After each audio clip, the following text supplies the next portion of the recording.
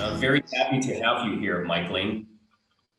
Very happy to speak with Yes, you again. I'm very grateful to have you here today on the Game Changers podcast. And we've known each other for a few years since I used to live in Shanghai. I It's used to live in Shanghai too.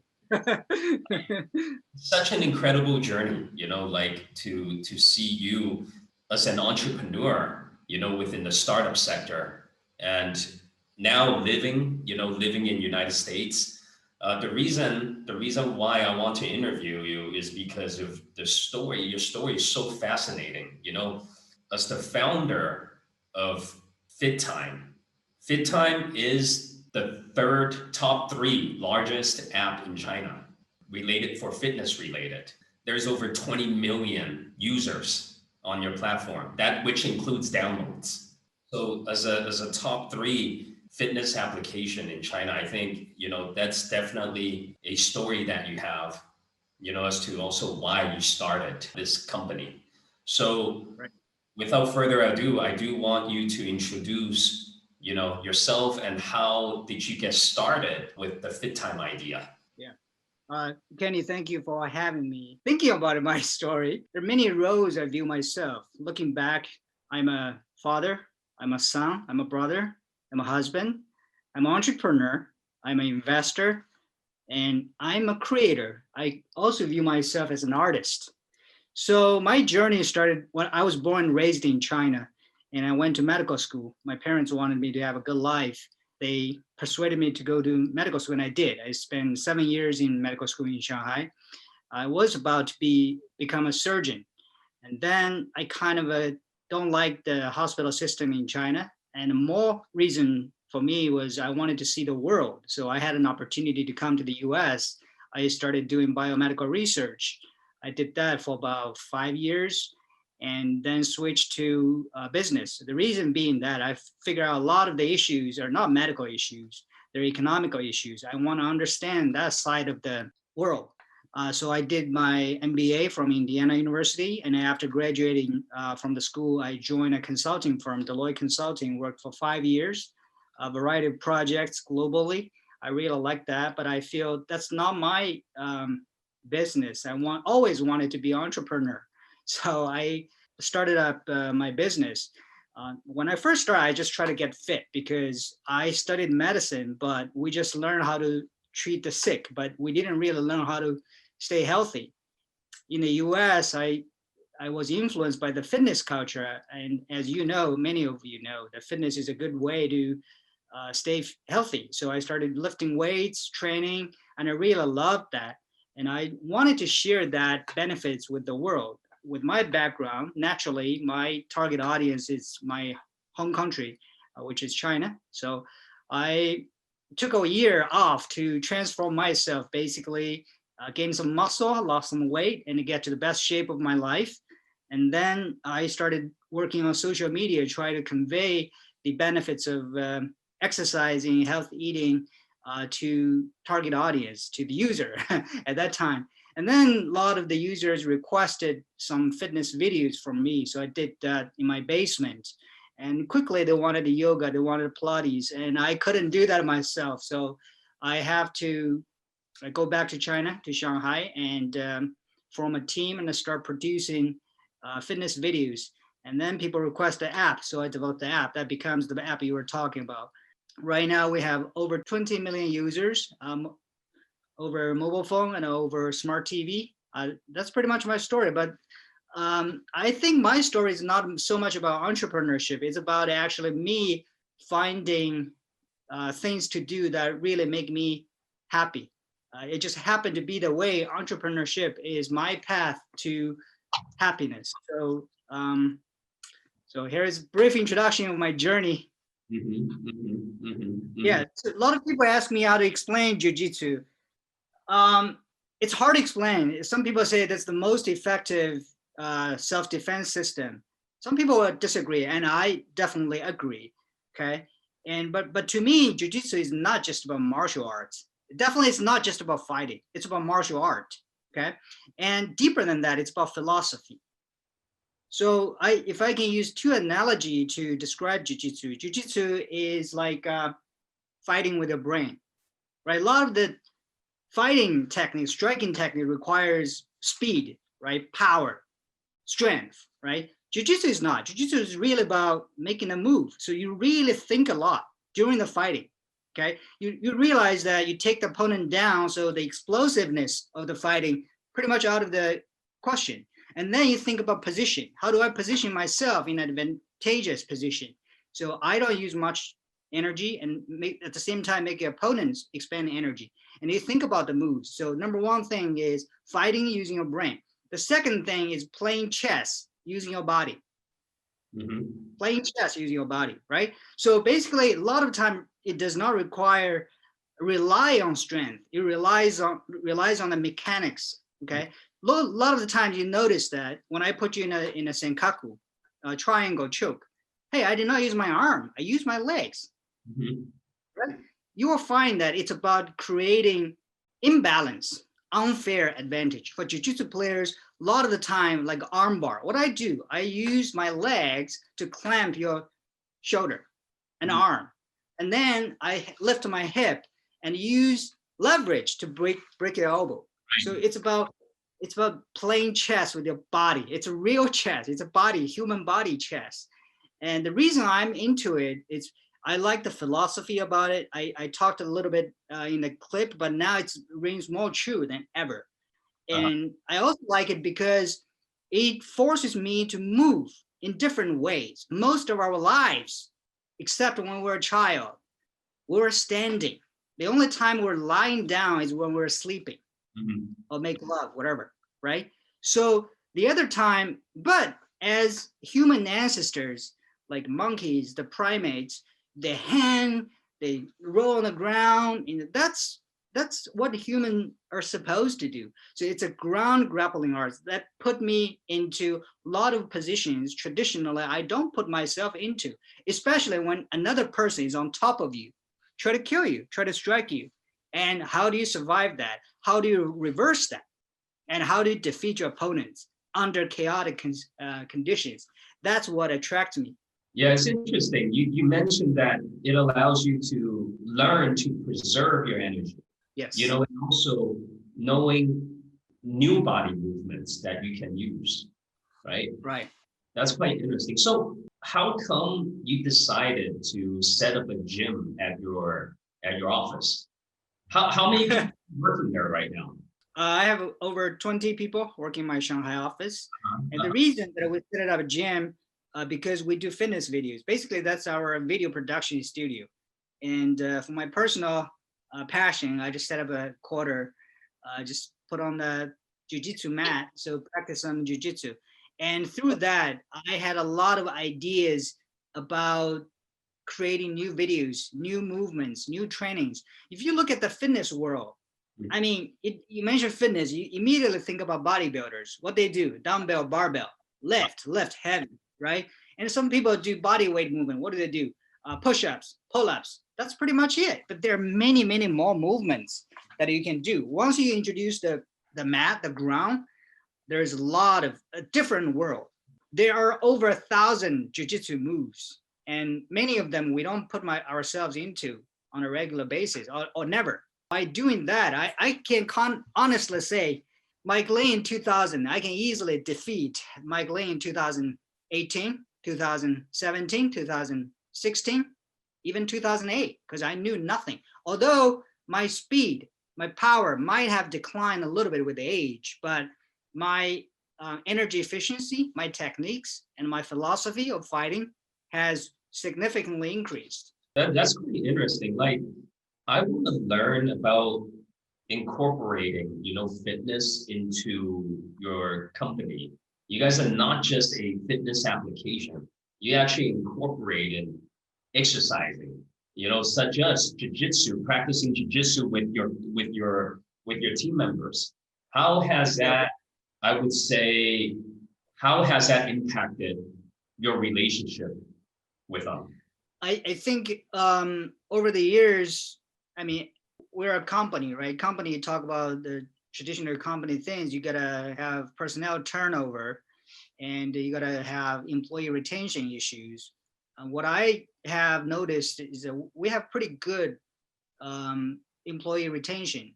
I'm not bragging about it, but I did not actually do particular things how to retain the talents, but I think it just happened naturally. So when we recruited employees or team members, and one of the requirements is passion for fitness and health. So I think by having that requirement, really we kind of that's the best screen. If you are not really passionate about health and fitness, how can you do a good job in producing videos or promoting our business, right? You got to have passion first. And by giving our team members the opportunity to exercise, I think that's the basic human rights to me. So I think every company that, if possible, give employees the opportunity to do some exercise. In the long run, it's good for you, it's good for the employees, it's good for the societies.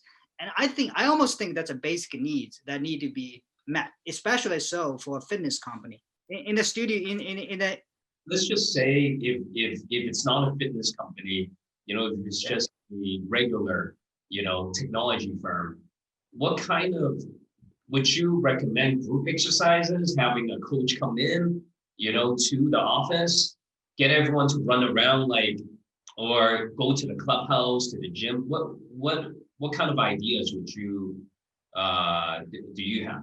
Well, that's certainly a good start, right? Having trainers come to your office, do some yoga, do some group exercise. That's a good start. And I think some other things that employers or companies can do is organize some outdoor activities. And as much as I love indoor activity, I'm also a big advocate for outdoor activities, because there is nothing beats going out in nature with your colleagues, with your friends, get some exercise, interact with people. You feel better, you relieve the stress, and you build a team. Other things you can do is organize. I mean, instead of I know the situation in China, I'm not blaming them. Like, a lot of the team building activities actually go have a big meal, right? So that's good, and that make people feel good, but in the long run may not be the best thing that the employees need. They probably need more open their eyes to opportunities. In Shanghai, I know it's a little tough to do outdoors, right? But there are some archery, right? We organize our team to do archery, shoot some arrows, there are indoor golf, tennis, whatever, even go hiking in the park, go horseback riding, that kind of things. I think I just want people to know that there are more activities that we can do as a team than eating. And our team did some eating, right? But I mandated our company to do a Wednesday, we go get off work an hour early, just do some of our internal sports like badminton, table tennis. We had basketball court. Yeah. Okay, outdoor activities. It's quite interesting when you mentioned the word mandated. There's a lot of people when they come to work, they oftentimes, after working with so many different, various portfolio companies and some clients of ours, people are just stuck to their desk. And a lot of them usually they don't even exercise, Yes. So I think it's a good idea, and it's quite important to be out in nature. Right. Okay. That I think it's definitely something very important to implement. So now that you're running a fitness technology company, I saw some of your video views. There were, wow, one video had about 5 million views I saw on your website, right? So is fitness really catching on in China? What's happening in that sector? Yeah, definitely fitness is catching on in China. I think, as I said earlier, fitness is basic human needs, just like eating, just like sleeping, and you have to exercise. I mean, after all, human beings are animals. What differentiates animals from plants, right? The big difference is animals can move around. Move around for what? For food, for sex, for, move around to find a better living condition. That's what animals do. That's what movements does. Okay. And human beings, animals develop because they need to move. In order to move, they got to have the neural system. So when we move, we stimulate our neural system. So a lot of people associate movement or exercise or training with getting better shape physically. But more than that, it's deeper than that. It's stimulating yourself. That's what animals are supposed to do. That's human nature. So back to the business side, fitness is is going up, but not nearly as up as people had predicted. People are predicting explosive growth. People think, hey, people economically they're better. Now they gotta take care of their health needs, take care of their psychological or higher intellectual needs, but not. I actually wanted to ask, what does the word being healthy mean in China right now? You have a lot of users, but what does the word healthy mean? Being healthy, right? Health, right? That's the word that's the area that I have chosen to be my area to focus on. And my definition, my understanding of health has changed pretty significantly. I used to think, I was training as a medical doctor, health, it means disease-free, okay? That was the definition. That's probably held, that view is probably held by many people around the world, including China. Basically, disease-free. Now, as I'm aging, I'm 43, right? And I have encountered my setbacks, right? Both physically and mentally. Physically, I've got injured. I've got injured knees, injured hips, injured shoulders, injured fingers. I have got sick too. And now, how do I define health, right? This like one status being disease-free no longer apply or no longer help me. What if I got sick? What if I got injured? I'm no longer healthy. What the heck? My biggest asset is gone. So that does not help people to stay healthy. So we get a new definition. And one definition is actually, I kind of got it from martial arts, right? You practice Muay Thai.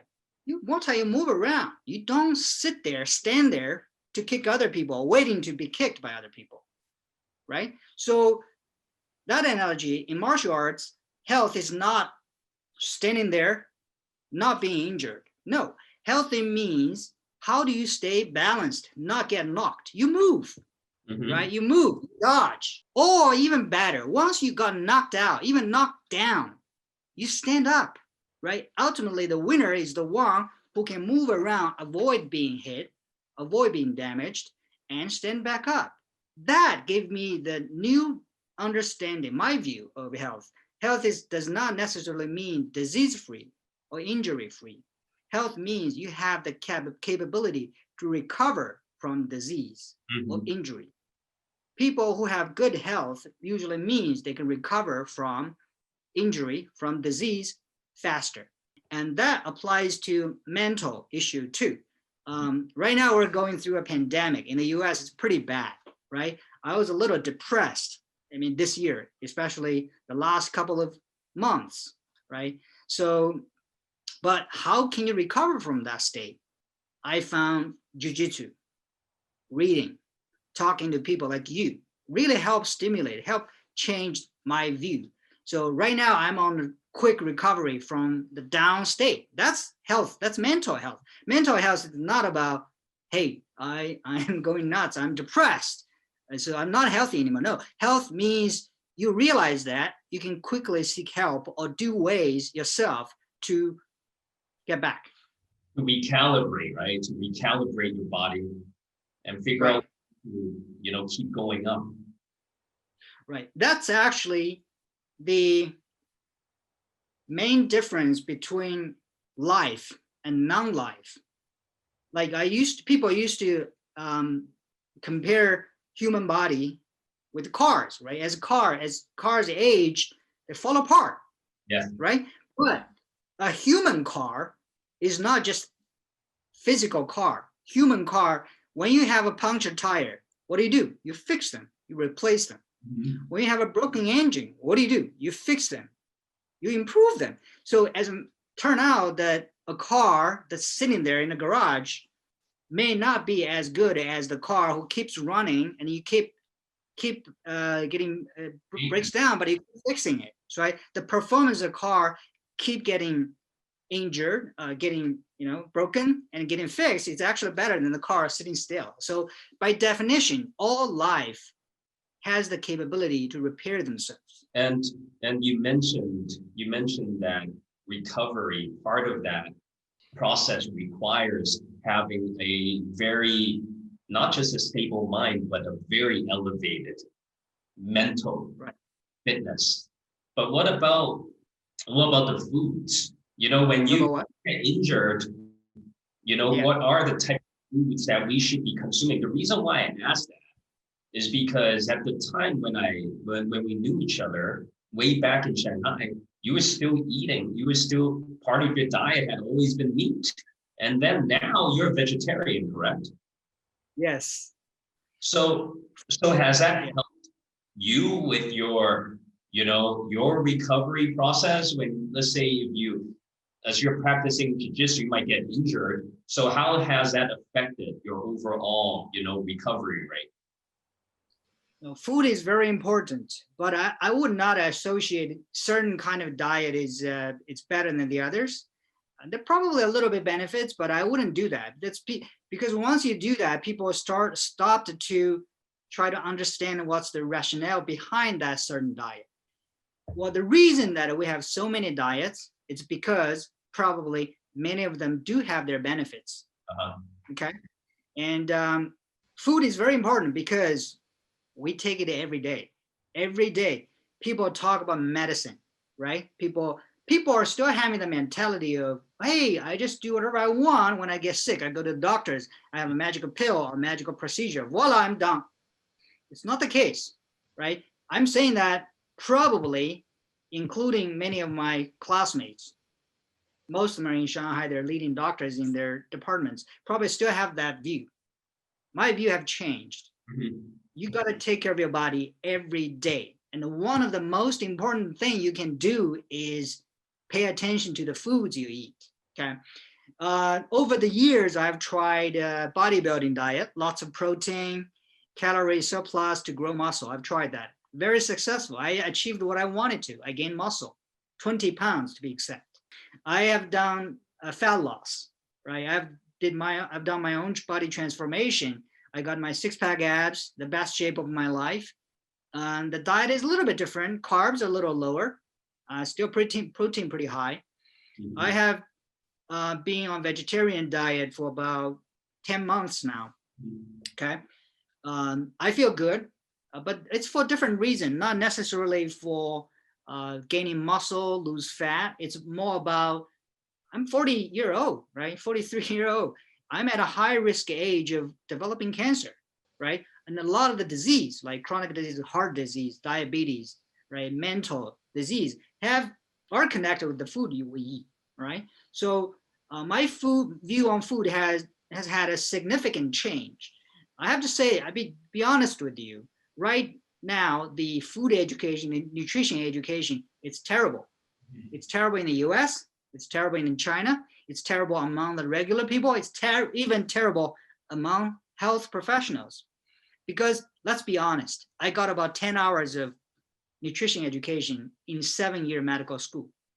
We never viewed food as important as medicine, right? We always wait for the magic bullet to cure that disease. But yes, magical bullet might be temporarily cure or relieve the acute disease, but health is a long-term project. And you got to build it every day, every meal. So, but nobody taught us how to do that. And right now, the food information about diet information is very much driven by commercial interest. They want to sell you protein, good. Hire some bodybuilders, good physique. Look, this is what I eat. They want to sell you some fat loss pills. Hey, supermodel here, I'm slim, eat this. No, very few people actually know what they're talking about and have your best interest in mind. I'm not trying to put other people down. Hey, I'm the only one who does that. No, I'm not. I'm exploring. I'm experimenting. I'm learning. And sometimes my learning are not necessarily right. So who knows that the vegetarian diet is the healthiest diet? Although I know vegetarians do have lower chronic disease rate.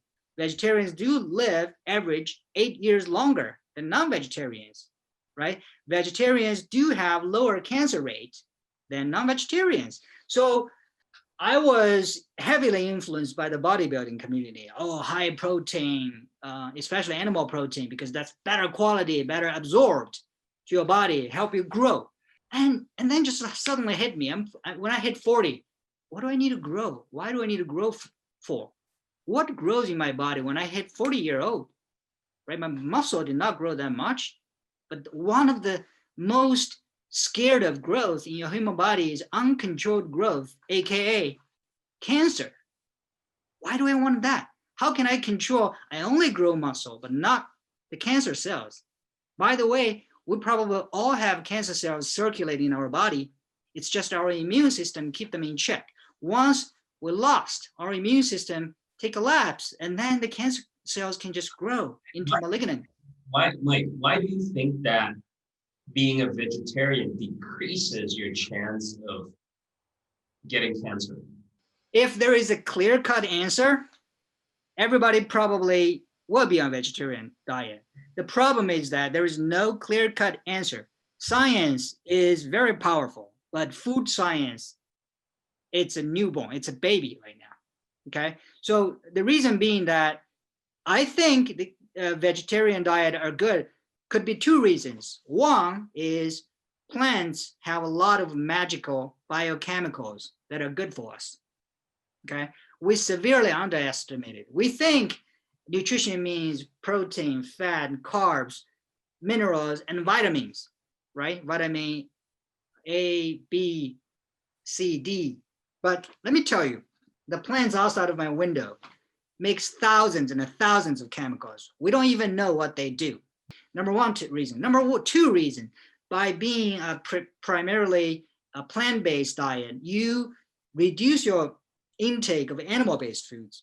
Animal-based foods, I think a little bit probably it's fine, but too much of it will do bad things for you. I know it's still controversial. People say animal-based ketogenic diet or like a protein heavy diet, but pretty conclusively that high intake of animal proteins are linked with higher incidence of cancer. Why? We don't know. Could it because of the animal fat? Could it because the modern industrial farming of animals introduced a lot of artificial toxic chemicals into animals' body? We don't know that. But I do know is my lawn outside, if I do pesticide, if I do herbicide, it will get trickled into water. If it's a farm, cows will eat it. Chemicals does, go into the water, right? And we're consuming. And we're consuming that.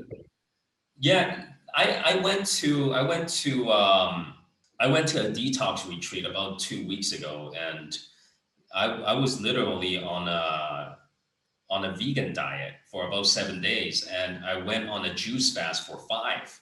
I learned from the program that when the body, I've always done a lot of reading around that. Like if the body's in a state of alkaline, Right. we could become disease free. It's hard to imagine for most people. I do like, we did have a discussion multiple times about, hey, being a vegetarian, it feels good. You feel lean, but it's not for most people, they want to look good. They want to, how do we describe what looking good really means in society today, right? People want to be buff. They want to be jacked up, but I feel really good about myself being lean, man. So like very similar to you, I really care about health, as I'm also turning 40 soon in a couple of years, I also think, hey, I want to live for a long time, man. You know, if I could, I would live over 100, and I want to be healthy. You know. That might be very much possible. Because one of the book I was reading is like anti-aging. That guy is very optimistic. They say the guy who can live 200 years is already born. It's already living right now. What? Back to your topic, like why vegetarian food are good. I said it like nobody really knows, but one of the things I do notice from my personal experience, I talked about earlier that plants, animals are athletes, right? Animals are athletes, they move. But what if animals are athletes? What are plants? Plants are biochemists. Natural Plants, natural biochemists, are actually more sophisticated than any scientists ever imagined. My interest in plants started with a few books, like Eating Well for Health, and also started with some of my relatives, some of even my classmates, medical school classmates got cancer, and I got really scared. I mean, I gotta be honest with you, I was scared because over the last 5 years I've been like a pro-growth diet, right? All kind of a mentality. Then I realized, how can I control that I only grow muscle but not grow cancer cells? Yeah. I really can't. And I started like researching on cancer, lots of wonderful books. I learned about cancer, the relationship between cancer and the nutrition, and how do you reduce the chance of cancer. Another book is written by a doctor who got a cancer and who beat the cancer and eventually succumbed to cancer. And his whole experience, I basically went through his journey. I learned a lot about cancer. I realized that a lot of the plants, I started, okay, that's kind of pessimistic. Well, anything that we can do to reduce the chance of getting cancer. I just started researching anti-cancer foods because that's what we eat every day. Beyond exercise and having a good mood, that's the only thing we can do. So I started researching that.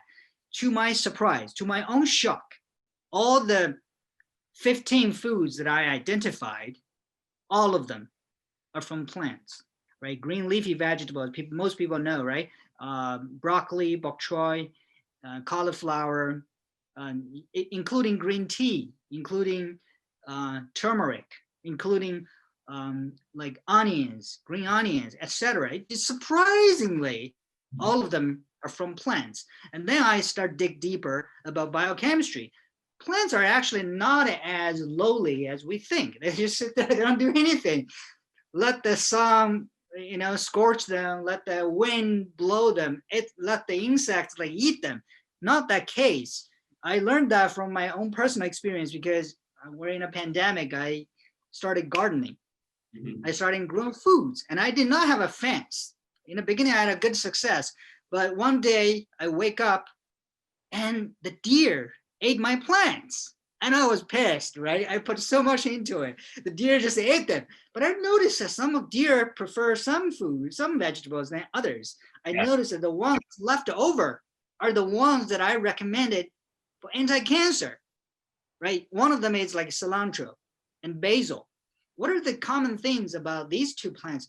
They have very strong fragrances. And especially you get close to them, you don't smell much, but you touch them. As soon as you touch them, basil, try mint, right? Whoa, you smell that strong smell. And the deer don't like that. That's their natural strategy to ward off some of the pests, right? Deers or insects. Plants are very intelligent. Very intelligent, very intelligent. That's quite powerful. So how long have you been studying plants for? I know you started gardening just around the pandemic time when it got started, but overall, how long have you been studying plants? My interest in plants started about 2 years ago. I think accidentally I read a book because I like eating, reading about food, right? Because a lot of the things I don't want to just trust the bodybuilder to sell me something. And when I turned 40, a lot of my books are not by popular like bodybuilders or fitness gurus. To be honest with you, I don't care about them anymore. Most of the books I read nowadays are MDs or PhDs in their 60s and 70s. When they write their book, and I read, I take it more seriously. And I don't take one particular person too seriously. I read across different people's view. I try to find common themes, and that theme kind of emerged. Okay, plants, they mostly recommend a plant-based food and a whole food. It's called Yeah. a whole food plant-based diet. And I think, why is that? And why didn't anybody tell me about it? Right? We always heard about, hey, eat your veggies, and that's about it. Anybody follow the advice, eat more veggies? People don't understand why they eat veggies. Some people, nutritionists, will say, oh, veggies have vitamin C. Is that all? Then if that's the case, why don't I just take pill? I realized that it's not that simple. And then I dig deeper, dig deeper, dig deeper. I'm still at a superficial level of understanding plants, but the general trend is pretty obvious. Most of the plants, I'm not saying all plants, most of the plants, especially the plants has been domesticated to be vegetables, are good for us for a variety of reasons. I cannot even say, hey, this is the main reason. To be honest with you, many people don't know. And it's hard to test. Why? Because you cannot put this person on this particular vegetable for 3 months and not eating anything else. Like most people don't want to have a vegetarian diet. Like I've been, I can say that I started learning about, eating, having a plant-based diet. I would say probably like 4 years now. I do have my occasional meat, but overall I like feeling light. From the Yes. morning I wake up, I'll have a juice. I'll have my first lunch. I'll have my first meal around lunchtime. And it's just, and it feels good, like you don't get constipated. Yes. And if the night before, let's say I have a bit of meat, more than usual, the next day I will know how to recover much faster. That's when you mentioned the word recovery. I totally understand. The recovery time is faster. So there is the secrets, to eating, to having a plant-based, even raw food diets, right? I think it's incredible. Tell me more about the different techniques that you're incorporating besides diet. How are you incorporating ways for you to live more consciously? What else are you practicing besides jiu-jitsu, plants, gardening? What else is there? A word I would use is meditation, but my understanding, my viewpoint of meditation is different from the mainstream view. A lot of people heard about meditation, but it's very hard to incorporate into their life because, like myself included, I used to view meditation, you gotta have a quiet space, better to have some soothing music. And then you close your eyes or sit down, you kind of in a magical state, then you kind of focus. Very few people have the luxury to do that on a regular basis. So I do like the benefits of meditation, but I realize that meditation can be easily done in everyday activities. My number one principle is do not multitask. I only do one thing at a time, try my best to do that. That means turning off my phone. I turn it off pretty much. I don't open my phone till when I'm done with my jiu-jitsu practice. I don't. Like it's about when I eat, I put my phone away. I don't listen to music. I don't look at the screen. I don't look at the TV. I don't read books. I only carry conversation or eat by myself. I want to savor the food, look at the food, feel the food entering my mouth, feel the feeling of my teeth chewing the food, feel the food going down my esophagus, and pay attention to how my body feels about the food. And also, I think that's number one thing I think helped me to be in a kind of, being present, being present. Present. And how does that relate to meditation? Are you meditating these days, or? I'm not in a traditional state of meditation. I am in a state of like being present.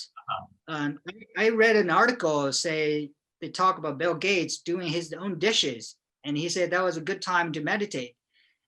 At the beginning, I was a little bit suspicious. Is that a kind of a PR stunt? But I really did myself. And when I do dishes, I don't meditate. I don't try to meditate for the sake of meditating. I'm just trying to focus on doing the dishes. I feel the warm water going through me, my Yeah. hands wiping the dishes. I've realized that it's actually a beautiful feeling. And then when I chop my vegetables, I'm not in a traditional sense that I'm trying to meditate here. No, I'm just trying to focus on chopping my vegetables. I feel the knife going through the mushroom. I cut the cucumbers in pieces. And yesterday I was trying to, hey, that feeling is so beautiful. I want to share with my audience. What about taking out my phone and record myself chopping vegetables? And at that time, I vetoed myself. I think that's contradictory to your belief of being present, doing one thing at a time. And I think for many people, doing one thing at a time can help a lot. It is a form of meditation.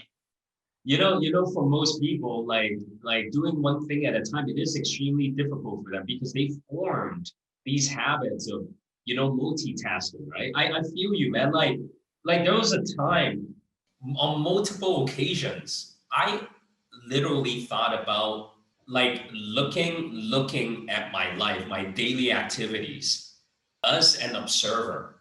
When you were talking about, the recording part, that's what I had imagined. Like imagine that, we record ourselves and just look at how we live our day. Jeez, Right. it's, Right. I bet it would be quite shocking. Yeah. I did a daily vlog Uh, for 2 weeks when I was in Shanghai. Documented like when I wake up, yeah. my eating, my going to places, how I feel. It's difficult. It's difficult because basically I'm acting. I try to be as real as possible, but also you think about the plot, the like view, the sound effect, very, very distracting. If you want to do that in a recording, you got to have hire a person to document you and you just live your life. That's the way to do it. Yeah.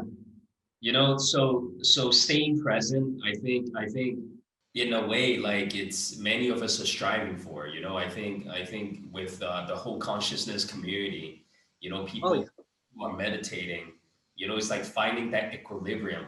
We talk about that all the time, figuring out ways where we can recalibrate our mind, Right. our heart, right? And our body. Right. I think it's such a wonderful gift and such a great technique to have. It's as simple as shutting off the phone when we go Exactly. to sleep or when we're focusing on an activity, even love life. We go out to dinner with our partner, we can turn off our phone, right? Oh, yeah. Do you know like how many times? I mean, you've been in China. I think it's a common scene everywhere now, China or outside of China. You go to a restaurant, you see two people sitting there waiting for food. Everybody look down their phone and they're face to face each other. They don't even talk to each other. When they talk, they don't look at each other. Come on, we've become a society like this, and that's just so sad. You Yeah. know, the people in front of you should be more important than people, on the phone waiting for you. So I feel sorry for my followers because when I'm practicing presence, I don't do much content because I feel you never see me do eating like a video because that's contradictory to my view. I think eating is sacred. It's my meditation time. I gotta have a conversation with the food. You ask my food view. My food view, food is not about nutrients. Food is information passing through your body. That's deep, man. The cilantro that you eat, that tells you how much, how many attacks they have suffered from the past, and they tell you there are bad guys out there. You better watch out. I'm saying this not because trying to sound It like a philosophical, active it activates, like to me, if I were to say a few words about what you just said, activation and memory. right? In memories of information that they're sharing. That's pretty deep. You know, Tell me about the Joe Dispenza book that you recommended to me. Uh, It's about 2 years ago, right? it's about 2 years. I've read it like I've both the audiobook version and also the print version, Kindle version. I've read it 3 times, but I almost feel I'm just getting to understand a little bit. And that's a book I will read at least 10 times. I don't even remember how I got that idea of Joe Dispenza book, but one of my friends mentioned Joe Dispenza. Yeah. And I did I did an Amazon search. I figured out he had, I think, 3 or 4 books, Breaking the Habits of Being Yourself. Are we in a book session now? So my number 1 book is the book by the name Breaking the Habits of Being Yourself by Joe Dispenza, right? So the name is very interesting. The habit of being yourself. Being yourself is a habit, right? That's the biggest habit, most difficult habit to change if you want to improve. I mean, you just be yourself. A lot of times, like we think, like, just be yourself. But is that self the self you want? If that's not the self you want, if you want to improve any kind of self-improvement, that means you have to break the habit of being yourself, right? But Joe Dispenza opened my eyes to this idea. Just first of all, I apologize. I have no capability to summarize what he wrote in that book. You owe yourself to buy that book. I think there is a Chinese version available too. Go search it. Breaking your old habits. Like we gotta let go what's not serving us anymore, you know? And it is a very beautiful book. And what's incredible is I also learned about some of Joe Dispenza's teachings earlier this year, recommended by a very good friend of mine, who's a life coach from LA. You know, when problem is, you know, for that many people encounter is when they fall down, how do they get back up? What kind of techniques do they use, you know, for the recalibration to coming back into center, right? I think it's a very, very special thing. You mentioned there are 2 other books. What do you recommend? My second book is by Bruce Lipton. The name of the book is The Biology of Belief. I think I've shared it with you. I might. Share that with me before. That book I've read at least 3 times. That's on the same level as as Breaking the Habits of Being Yourself. Yeah. But the book took a different approach. The first book, Joe Dispenza book, they used the phenomena in physics called quantum phenomena. Yeah. Okay. So some people at the beginning, I was a little bit suspicious. What the heck is trying to be like a cool, try to lure us in quantum? I really now believe it's quantum. Okay, now believe it. Go read that book. Really wonderful book. And the second book is The Biology of Belief. It's more like a science approach, but the essence of that book is pretty much our thinking has a much larger impact on our real life. It's hard to imagine. It's almost like contradictory to many people's belief. Come on, we're gonna be real, be objective, right? But what he's saying, what your subjective thoughts can cause reality. Sure. And he's a biologist by training. So his writing talks a lot about stem cells, cell signaling, and the logic, it's hard to, the logic, right? He's one of the first who talk about, you know, you heard about stem cells, right? Yeah. Stem cells be basically this omnipotent cell. You put in a different kind of media, it becomes bone cells. You put a different kind of media, it becomes skin cells. That's the same cell with the same set of genome. Every cell in your body has, it's just a different environment, different signals that it receives. It becomes totally different type of tissues. I studied medicine. I can appreciate his reasoning. I don't see loopholes in his reasoning, but in the end, his conclusion is that pretty much we are what think we are. We are what we tell us to become. We are discovering a lot about human potential. You know, we spend so much effort, resource, you know, in the old, what we call the traditional ways. But nowadays, you know, some people might call it new age, others might call it ancient medicines, ancient knowledge. It's not the medicine we have today, but the ancient knowledge. They talk about how plants are also a form of technologies, and also how the human mind, it's so powerful, almost very divine-like type of technology that we have inside, right? So it's incredible. And you know, I saw a quick image of how the human body is also, I believe, a very high percentage of the human body is water, correct? Oh yeah, like water content, I think it's almost 80%. 80%, right, right. It is 80%. So,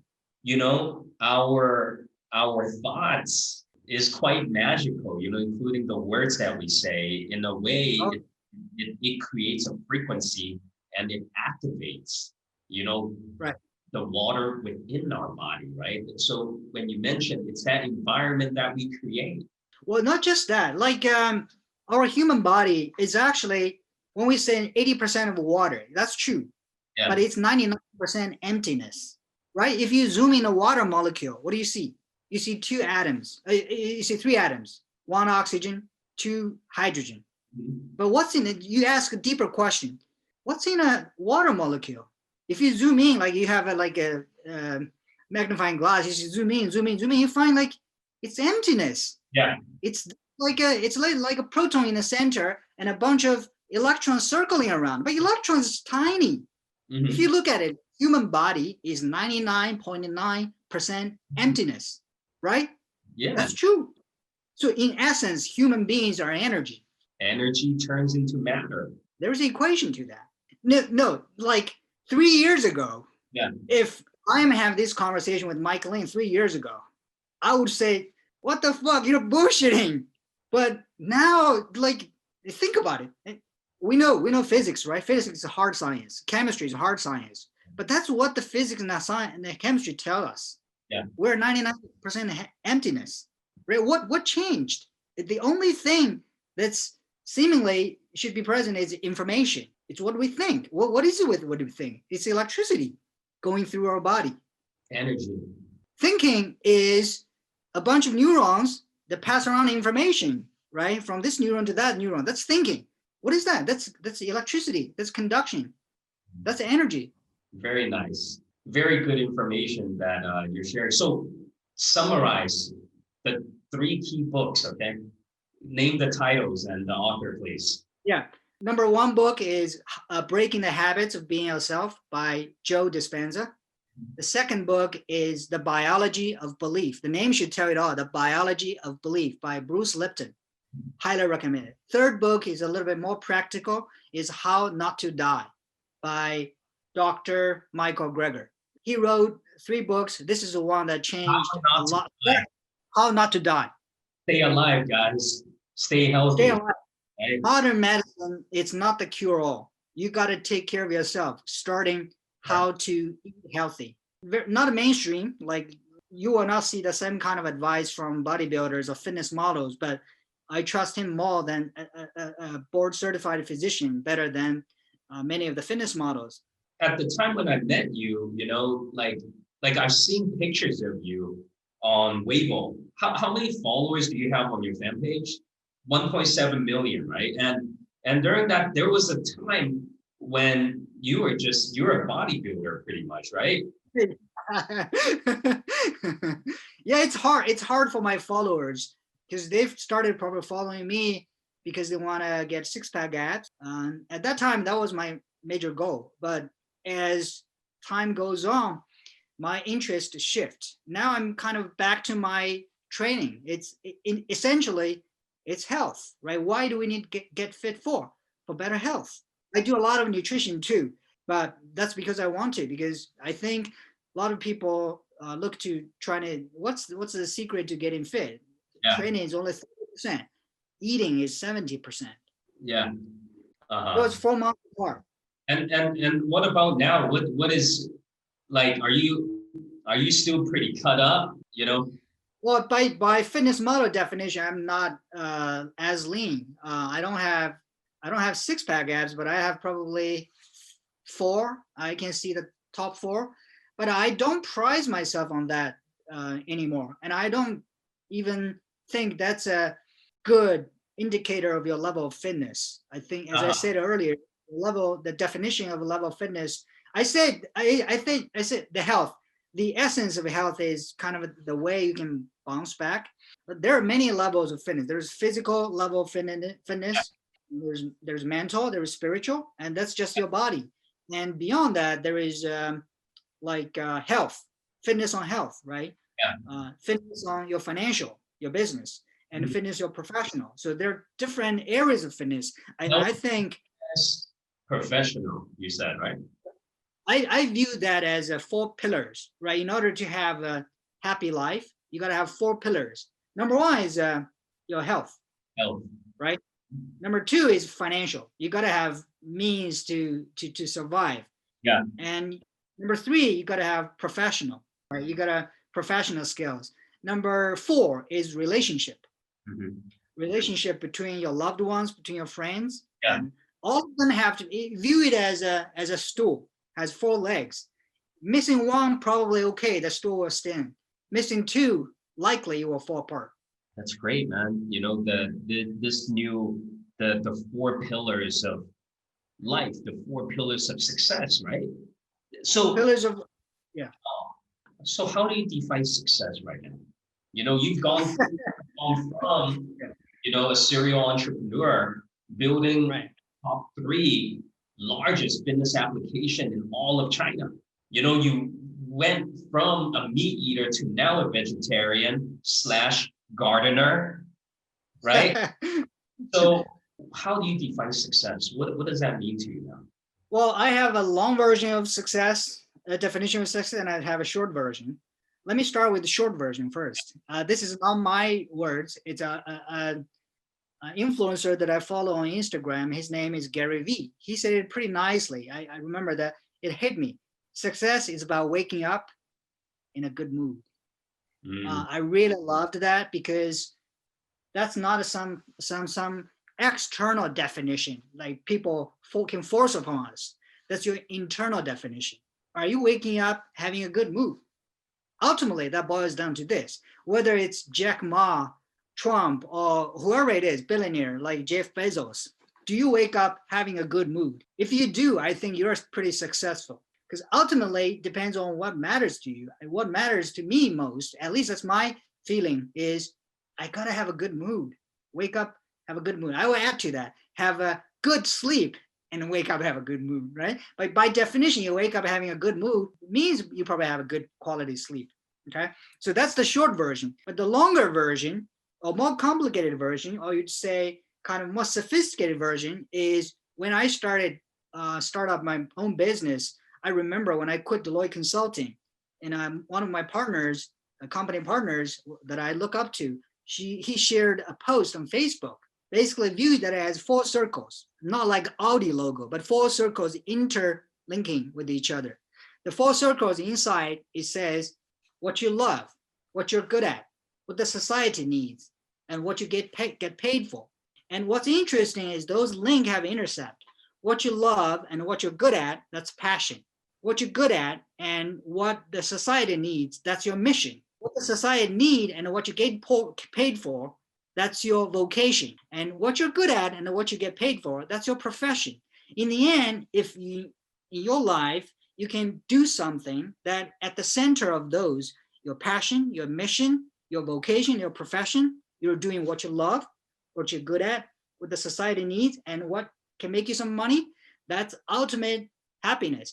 That kind of have been my guide on my journey. I wouldn't say that I'm already arrived there, but I definitely, I'm better. Each time I do something different or have a new pursuit, I feel that's my guide. That served me well.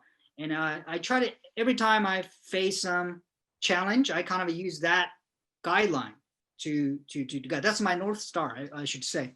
That's my compass. What is, now this brings up the next question I have for you is, what is your vision? What is your purpose now?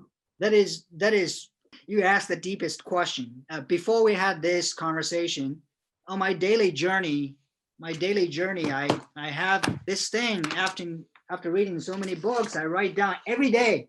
I write down things, my 3 appreciations, my purpose, my one thing to do, and the rest of the things, my accomplishments, etc. Purpose, I think that will determine your direction. What is my purpose? I'm in a phase of redefining my purpose because, the pandemic and international kind of relationship, the dynamic changed a lot of my views previously from health view to success. I'm redefining that. But I think yesterday I was writing doing the journal myself. Like, what is my purpose? Essentially, it is boils down two questions: who you are, why do you live, right? So who I am, in the beginning, I said I have multi roles, right? I'm a father, I'm a son, I'm an entrepreneur.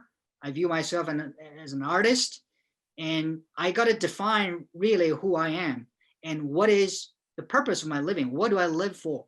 And I think my general direction is I want to have a meaningful life. Meaningful life means we don't just come to this world and go without leaving some impact. Now, I need to define the impact. What is the impact? Is it building the largest fitness company in this world, or is it raise son at the best capability I can, or is it something else, make ton of money, or is it that help utilize my assets to make a change, positive change in other people's lives? Maybe that's the thing. I'm not clear about that yet, but it's along that line. Everybody live with a purpose. You define it. And I really got to say, when I can touch people's lives in a positive way, that makes me really, really happy. So I'm redefining in that direction. So having an impact, have a meaningful life. I hear you say that you're redefining. Have you thought about a vision of what the world could be like? Let's just say in a very beautiful, in a very good way. If you were to see the world right now at this moment, maybe you close your eyes and you think about it, what could the world be like 20 years from now? Let's just speak, in a good way. What would that look like to you? Honestly, I can't. I have learned in my experience what we want and what's likely going to happen are two different things usually. I can tell you what I want, but it could be totally different for what the world is going to look like. I remember, I haven't read that book yet, but that title of the book attracted my attention. It's called Half Earth. Half Earth. Half Earth? So half Earth, basically the planet cut in half. Okay. What he meant, I think is, I forgot his name. What it means, like we humans, we think we're a center of this biosphere, and we may not. So in order for this planet to survive, he proposed to dedicate half of the planet to reserve land, reserve area. Okay. Now, this sounds like idealistic, unrealistic, but I think that's probably what's really needed. Okay. When we have the capability, half of the earth is for reserve, for other biodiversity, other plants, other animals. That probably means we have already solved our internal strive for dominance to kill each other. We probably have already lived in peace, and we even know how to live in peace with the rest of the planet. That's my idealistic. That's my idealistic view. Like half industrial and half nature, like half industrial, half preservation. That's pretty. Yes. Yeah, and that means humans and other species can live, and nature can live in harmony. Humans can probably live in harmony with each other as well.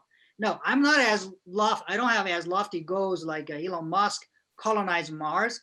To be honest, I don't know how much that is driven by business desire, or is he genuinely want to think we can colonize Mars?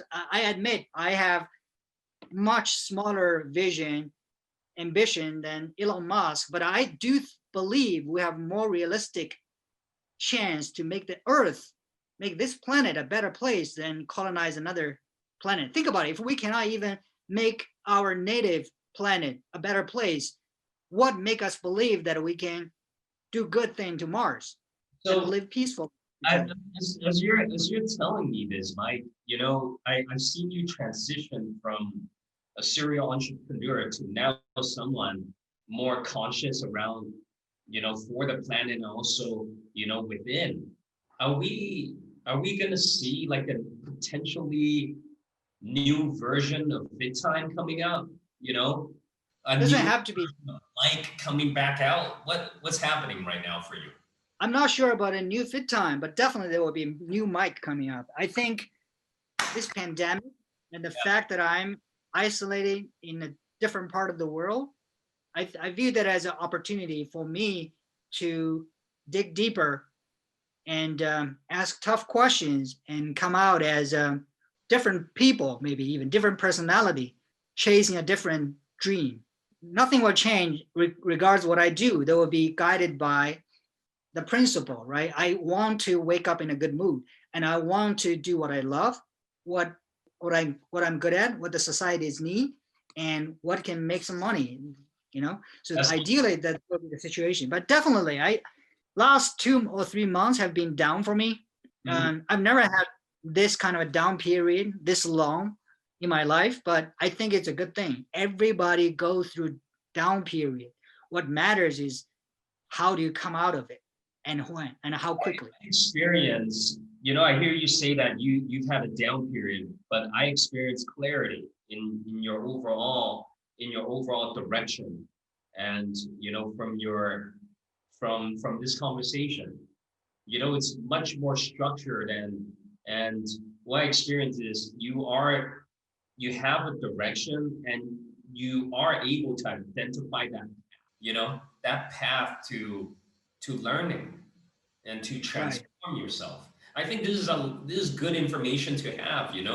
This is also the reason why I'm putting the Game Changers podcast together, is to connect with successful entrepreneurs and guys who's ready for real impact and transformation, not only just for themselves and also the world as well. So thank you, Mike Ling.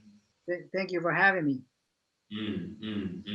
And just to finish off, what key points that you would like to share with the audience today? 3 key points. I think Game Changer, this podcast right now, at least the primary target is going to be entrepreneurs. And I will speak to the entrepreneurs out there. Health first. Mm-hmm. Take care of yourself. Okay. And I think number 2 is, I don't think that's totally true, but you may not agree with me. Ultimately, you got to be happy. That's right. Waking up in a good mood. That's what I strive for. And I think probably many other fellow entrepreneurs probably would like to have that. Don't postpone till I get IPO, till I get hit this milestone. You can actually try to achieve that by paying consciousness to that goal. Number 3 is more practical. Eat healthy. Really, there's no other thing that can impact your health than the food you eat. Be more conscious about you eat. And by the way, I don't mean that to eat a vegetarian food. I just mean that when you eat, know what you're eating. Mm-hmm. And rather than just, hate to use this word, many people just, because of the tight schedule, stuff their stomach. That's a reality. I know for a lot of entrepreneurs. I would say that spend some time, have quality food, healthy food. Doesn't have to be vegetarian. In the end, I think Michael Pollan, one of my most admired author about food subject, which I trust a lot, he said pretty nicely, eat foods. I don't want eat foods, mostly plants and not too much. That's the secret of healthy eating. Eat foods, mostly plants and not too much. That's great, man. I'm so happy, to see you like on a course of becoming, a better human than you were the day before. Thank you so much, Mike. Thank you. Glad to have you today, and I hope that to have you back on the show soon. I would love to. Thank you for giving me this opportunity. I got to be honest, like part of the reason that I kind of feel down is I don't have many people to exchange ideas with, and talking to people really brighten up my view of this world. And I feel pumped, honestly. Great, great, great, great. Okay, let's continue to keep shining that light, for fellow entrepreneurs, to our friends, family, and create a global community. Thank you. look forward to be part of that.